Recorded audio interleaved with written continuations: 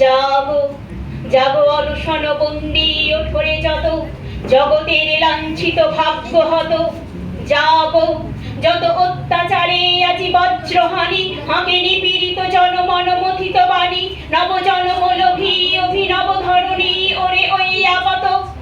আদি শৃঙ্খল সনাতন শাস্ত্র আচার মূল সর্বনাশের এবে ভাঙিব এবার। বেদি দৈত্য কারা আই সর্বহারা, কেহ রহিবে না আর পরপদ আনত।